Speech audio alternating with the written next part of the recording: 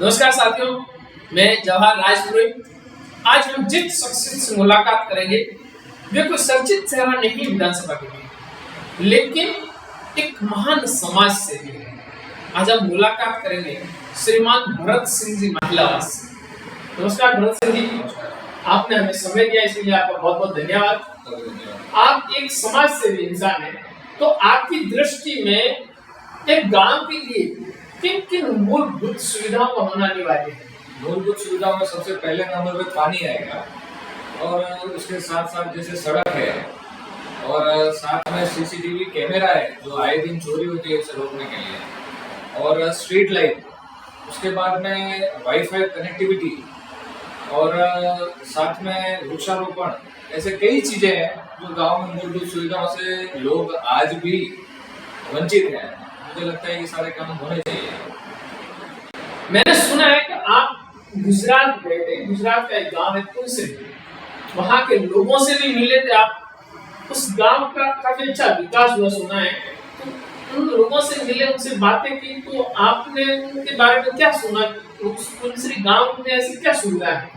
हाँ जी, मैं तुलसी गांव में हिमांशु पटेल जी थे सरपंच, मैं उनसे काफी प्रभावित हूँ। वहाँ पे उन्होंने गांव में जो फैसिलिटी, जो उनके विद्यालय है वहाँ पे उन्होंने इतनी अच्छी फैसिलिटी दे चुकी है कि जैसे प्राइवेट स्कूल होते हैं ना, उसी तरह की फैसिलिटी सारा उन्होंने सरकारी जो राजकीय विद्यालय होते हैं उन्होंने दे रखी है। उन्होंने रक्षा कक्ष एकदम अच्छे से बने हुए हैं, कुर्सी टेबल है, वहाँ पर प्रोजेक्टर लगाए हुए हैं, लैब है, सारे सब्जेक्ट है, साइंस कॉमर्स आर्ट सारे चीजें हैं वहाँ पे। उसके साथ साथ तो उन्होंने जो अपने सड़क, अपने गांव में हम अधिकतर देखते हैं जो नाली तो निर्माण होती है, करोड़ों रुपए का बजट भी उठता है, लेकिन वो नाली में ड्रॉप पैदा हो जाती है, सफाई तक बराबर नहीं होती। लेकिन वहाँ पर नियमित सफाई होती है, रेगुलर ट्रैक्टर घूमता है और सफाई होती है। नाली में ड्रॉप पैदा होने की तो बात ही नहीं है वहाँ पर।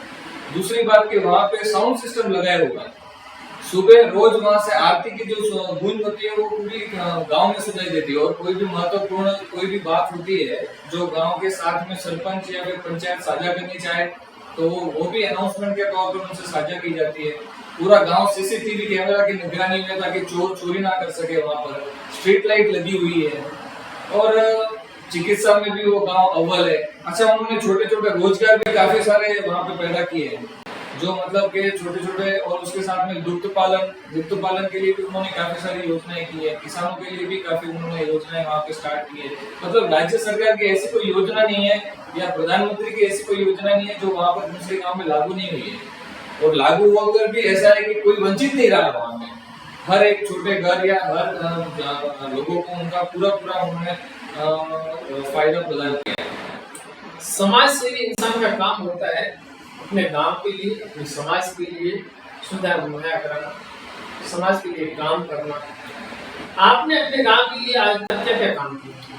देखिए, जब लॉकडाउन था उस समय हमारे गांव के काफी हमारे मित्र, हमारे भाई बंधु सब वहाँ पे राजस्थान आए थे यहाँ पे। उस समय हम यहाँ पे बीच में पहाड़ों में बीच में एक महादेव का मंदिर बना हुआ है, वहाँ पे लाइट की सुविधा बिल्कुल नहीं थी, क्योंकि वहाँ पे बिजली के तार वहाँ तक पहुंचे ही नहीं थे। तो वहाँ पे एक साधु रहा करते थे, वो हमें कहते थे कि यार यहाँ पे बच्चों ये तो लाइट की कोई व्यवस्था करते तो मैं यहाँ पे रह सकूँ, मैं मोबाइल भी चार्ज कर सकूँ, और रात को मुझे लाइट और पंखा हो तो कम से कम मैं यहाँ पे रहने में मुझे दिक्कत ना हो। तो हम लोगों ने, किसी ने 15-20 हजार ऐसे करके लाख रुपए कुछ इकट्ठे किए थे और सोलर लाइट वहाँ पे लगवाई। पहला काम मेरा वो था, मेरा नहीं मतलब मेरे सभी साथियों का। उसके बाद में हमारा गायों का गोद बना हुआ है। जब मैं बचपन में जब वहाँ पे मैं देखता तो एक ही वो बावलिया, 2 बावलिया खाली वहाँ पे खड़े थे, और गाय वहाँ पे गर्मी के समय में इतनी दिक्कत होती है उनको वहाँ खड़े रहने की, उसकी कोई सीमा नहीं। तो मैं और मेरे 2-4 मित्र हैं, भाई हैं, उनको भी मन में ये विचार आया कि यहाँ पर हमें वृक्षारोपण करना चाहिए ताकि गायों को यहाँ पे खड़ा रहने में आसानी मिले। तो हम लोग ने 4-5 लोगों ने इकट्ठा करके लाख रुपए का वहाँ पे बजट लगाया, और उस समय हमने सरपंच साहब से भी पूछा है, ये बात की कि हम यहाँ पे वृक्षारोपण करना चाह रहे हैं, लाख रुपए का बजट लगाएंगे हम यहाँ पे, ताकि गायों के लिए यहाँ पे मतलब वृक्ष होंगे तो छाया अच्छे से मिल सकेगी और आराम से गाय यहाँ पे खड़ा मतलब खड़े रह सकेगी। तो उस समय हमने वृक्षारोपण भी वहाँ पे करवाया। और तीसरी बात कि मैं जब मेरे विद्यालय में गया था वहाँ पे, तो वहाँ पे बच्चे जो है वो नीचे बैठते थे।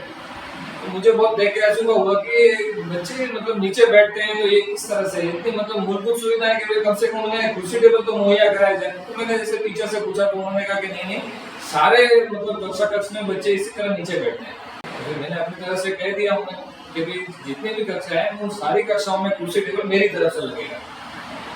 और फिर मैं जब कुर्सी टेबल लेने गया तो मैंने एक बार सोचा कि प्रिंसिपल साहब से मैं मिल के फिर मैं लेने जाऊँ। तो प्रिंसिपल साहब से मिला तो मैंने उनसे पूछा कि भाई मैं कक्षा कक्ष में कुर्सी टेबल लगा रहा हूँ, तो मैं टेबल का ये सब ऑर्डर देने के लिए जा रहा हूँ। तो प्रिंसिपल साहब ने कहा कि आपने जो अगर कुर्सी टेबल लगा दी तो मुझे काफी दिक्कत हो जाएगी।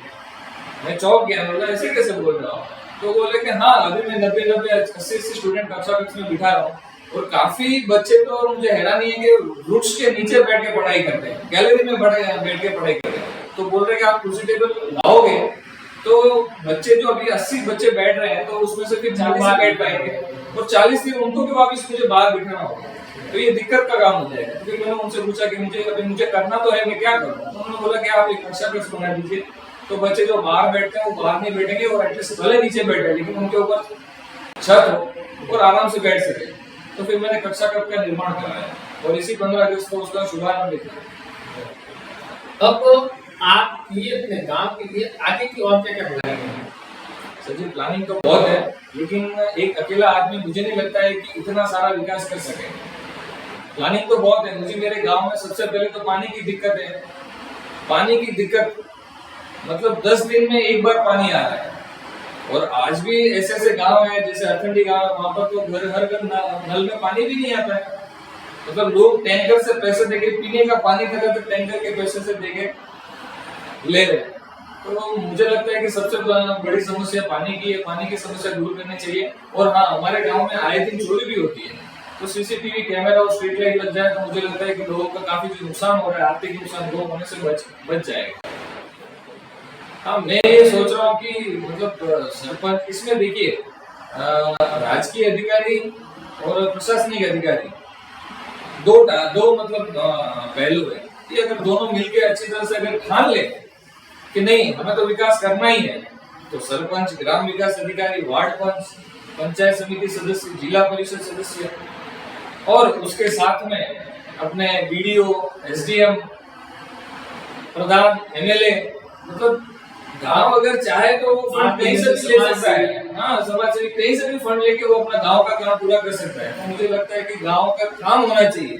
अगर ये जितने भी राजकीय अधिकारी और प्रशासनिक अधिकारी ठान ले कि मुझे तो कुछ भी हो जाए, मुझे काम करना है, लोगों की भलाई के लिए काम करना है, तो मुझे लगता है काम होगा ही, निश्चित है, होगा ही काम। हमारे सिवाना के वर्तमान विधायक है अमीर सिंह, मैंने एक वीडियो देखा था जिसमें वो आपके गांव में आए हुए थे, आपके गांव वाले और आप उनके सामने खड़े हैं और आप उनका विरोध कर रहे हैं। क्या आपका बीजेपी से कोई विरोध है या फिर विधायक साहब से ऐसा विरोध? देखिए, मेरा कोई बीजेपी से विरोध नहीं है और ना ही मैं किसी व्यक्ति विशेष का विरोध हूँ, लेकिन मैंने यहाँ पर अक्सर देखा है कि जनप्रतिनिधि जो होते हैं वो गांव में आके साफा, माला और अच्छी रजाई बिठाई होती है, उसको चाय वाय पी के चले जाते हैं।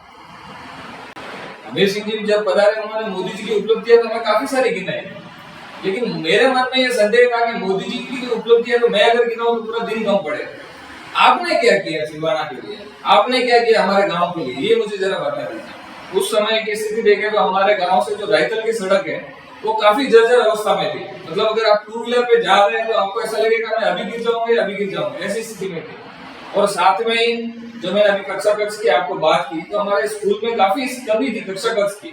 साइंस नहीं था, कॉमर्स नहीं था, सिर्फ एक अकेला आर्ट्स दे रखा है। अब अगर बच्चे को किसी को साइंस को पढ़ना है या बच्ची को साइंस पढ़ना है तो वो कहाँ जाए, तो फिर वहां दूर से सिवाना है। तो ये सारी कमियां थी, तो मैंने उनको बोला कि भाई ये सारी कमियां हमें दूर कीजिए आप। तो मुझे उतना सटीक उनका जवाब नहीं मिला। उल्टा आने वाले विधानसभा चुनाव में जब हर पार्टी का उम्मीदवार आपके गांव में आएगा, तो आपके गांव की तरफ से और विधानसभा क्षेत्र की तरफ से आपके हिसाब से कौन कौन सी मांगे होंगी? देखिए, सबसे बड़ी और सबसे पहली मांग मेरी समझ में तो यही है कि पानी की किल्लत, जो गांव में 10-10 दिन से पानी आ रहा है, 15-15 दिन से पानी आ रहा है, तो हमें नियमित पानी चाहिए। सबसे पहली बात तो यही रहेगी। आप चाहे नहर लाए, बांध लाए, आप किस तरह से लोगों की पानी की आपूर्ति कर सकते हो, आपको उचित प्रयास आपको करना ही पड़ेगा।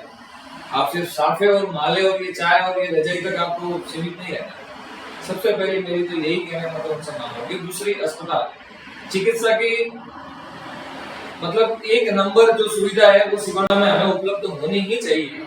अगर यहाँ पर छोटी मोटी दुर्घटना होती है तो हमें सीधा भागना पड़ता है अहमदाबाद, हमारे आसपास कोई भी बड़ा अस्पताल नहीं नजर आता है। तो ये सबसे बड़ी समस्या ही है ना, ये छोटी समस्या है नहीं। और उसके बाद में रही बात शिक्षा की, तो कई सारे ऐसे गांव हैं जो मतलब न तो आवाज उठा रहे हैं और जो दे रहे हैं सरकार, जो नहीं दे रहे हैं उसमें चला रहे हैं। ऐसे क्यों?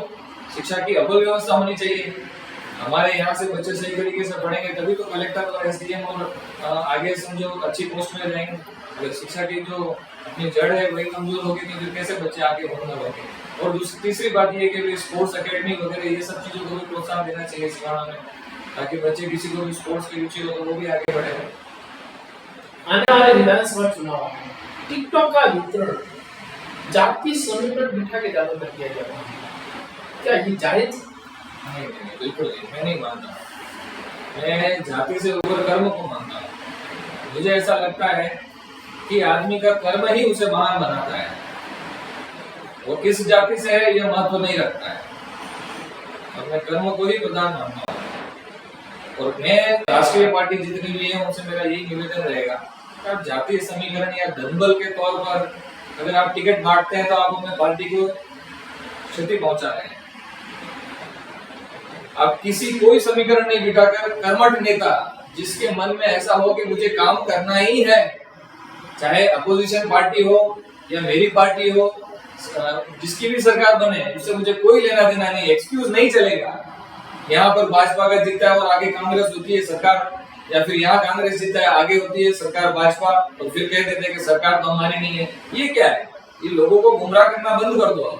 आपको काम करना ही पड़ेगा। अगर आपको फॉर्म भरना है, उम्मीदवार आपको आगे आना है, तो आप ये समझ के चलो कि मुझे सिवाना में काम करना ही होगा।